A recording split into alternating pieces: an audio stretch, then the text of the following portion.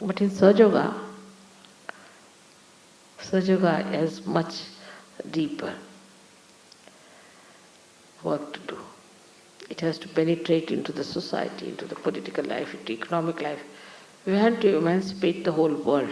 Try to understand your responsibility. They are not only here for one ascetic ascent. No. How much wisdom you must have, how much love you must have, and how much discrimination you must have to understand that you are chosen for the emancipation of the whole world.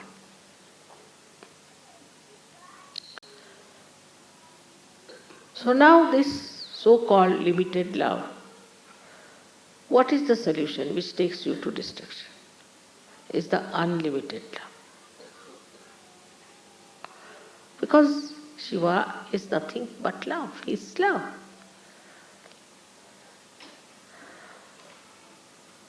Love is that corrects, that nourishes, that wants your benevolence. That's what Shiva is. It wants your benevolence. It looks after your benevolence. So when you are looking after the benevolence of others with love, then the whole life changes.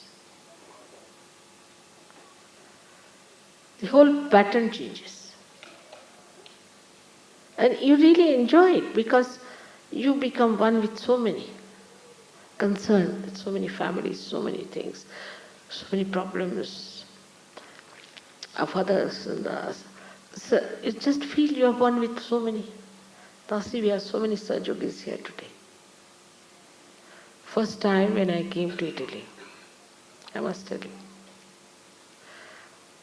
I came with Christy, what's the name of Catherine. And she was the only one who knew Italian. And we had told some newspaper to reserve some sort of a hall and advertise for us. Nothing was done. So when we came, we couldn't find anyone.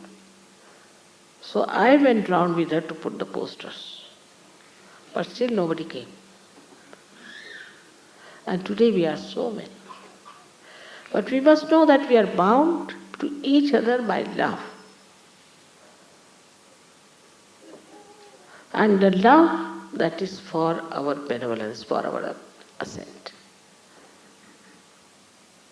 And then you just start enjoying everyone. Then you don't think what race you are, what country you are, what this thing you are, nothing. Sahaja, finished. So you become a universal being. And this attitude has to be achieved.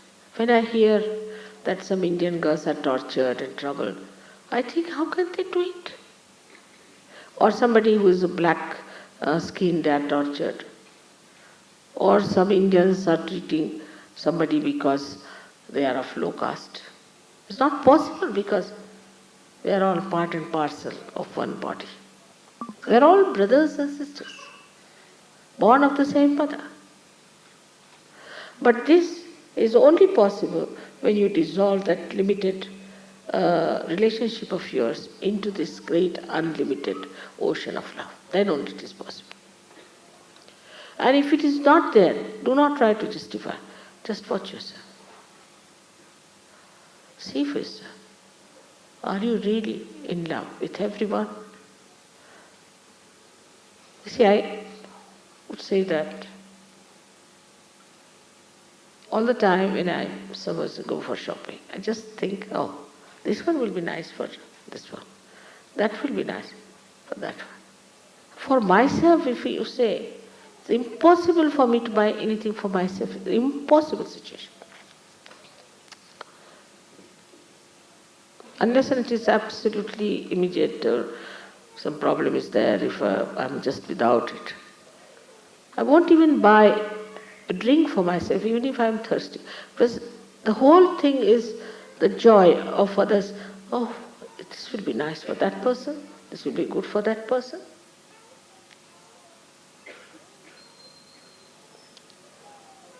All this is the most enjoyable thing.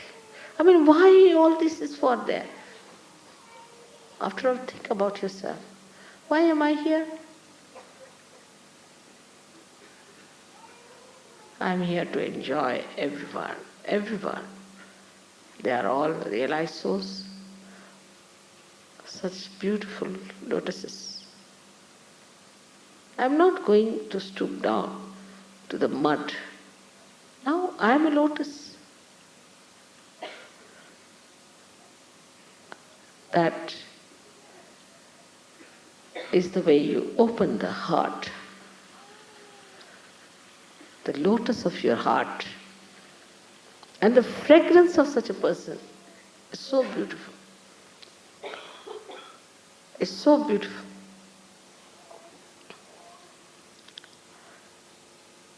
So you are no more divisive. You do not want to separate from each other. Anywhere is done, you are agreeable to that. You don't think that it should be done here or there or there. But anywhere, but should be. All of us together. So, the small attachments that are with you have to be dissolved into this ocean of love, which is Shiva.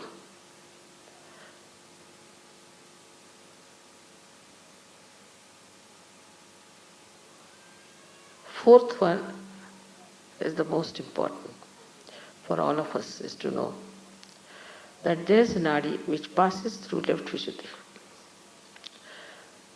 into the heart, starts from the heart, goes up, passes through Agya. It has 4 petals and opens up.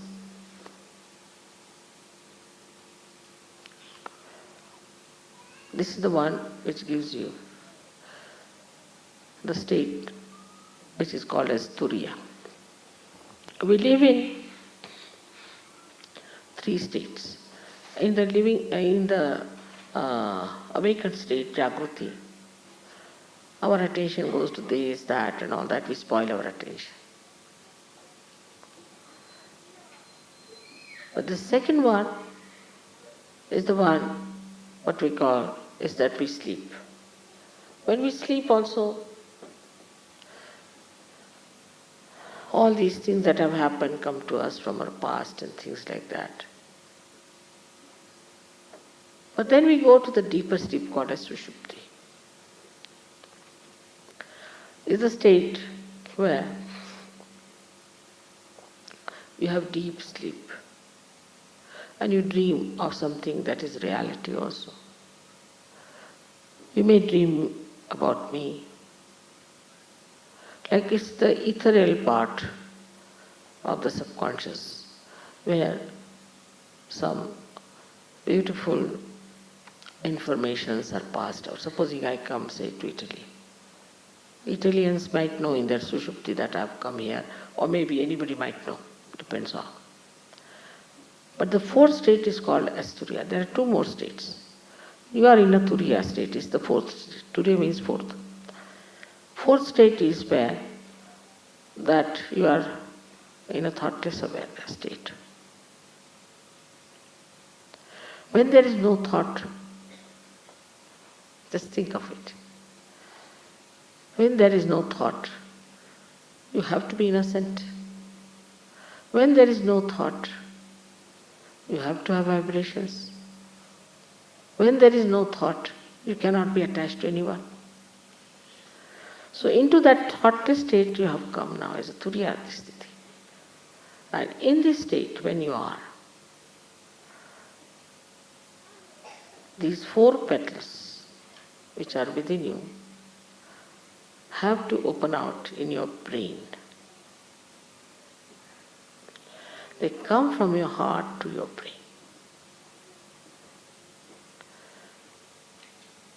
And that is when you absolutely understand what is God.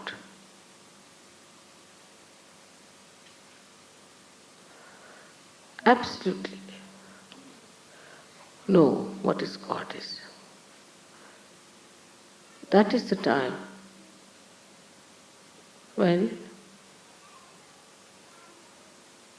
one receives the real knowledge.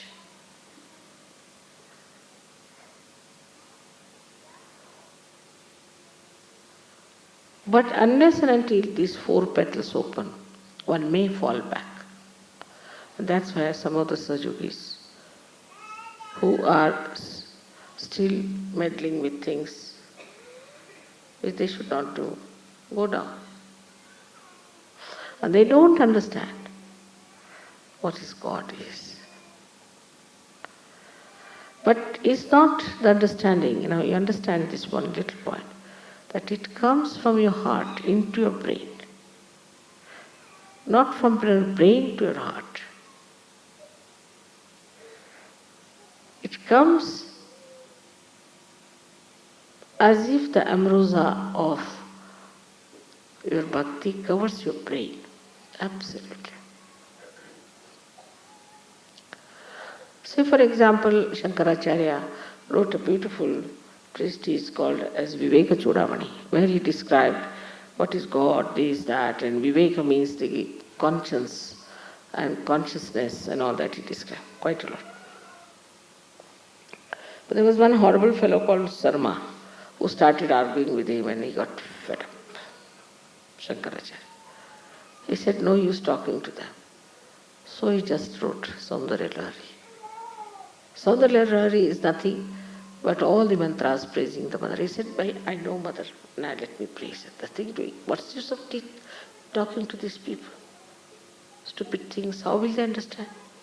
He realized that these people haven't got that capacity, that sensitivity to understand what I know. That's the real knowledge, is to know what is God. And if that is God, then how can you suspect anything? How can you try to analyze anything? It's God. It's God Almighty, which knows everything, which does everything, which enjoys everything. That is the one we should say is the jnana, is the knowledge, is the true knowledge. The pure knowledge is not the knowledge of chakras, not the knowledge of vibrations, not the knowledge of Kundalini, but the knowledge of God Almighty. And the knowledge of God Almighty is not mental. Again I tell you, it starts from your heart and goes to your brain. Something that comes out of your experience of joy and covers your brain. So your brain cannot deny it anymore. Like sometimes when you have your mother, little mother, you know the love of your mother. So you cannot explain, it comes from your heart. And you say, no, that's my mother, she won't do like that. I know my mother very well. The knowledge about your mother, the one who has given you birth, mother may not be very good or whatever it is. But knowledge about God, that He is love, that He is truth, that He knows everything, that just become part and parcel of your being. Absolutely. And that's the time we say is the nirvana. So it's important, especially for the people of the West. Now open your hearts, because it starts from the heart, not from your brain.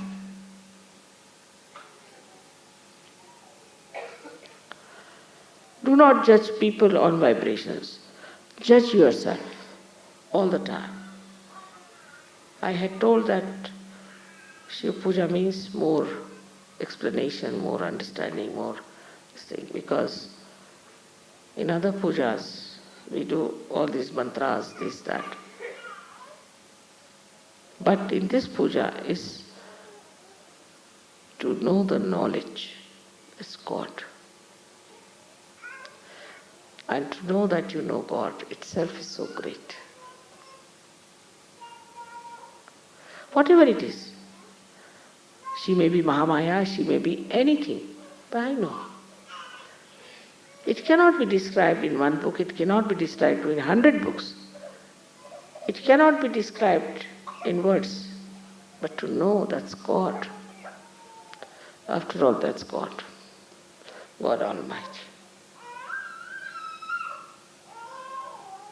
And that gives you that beautiful surrender, where you just feel absolutely secure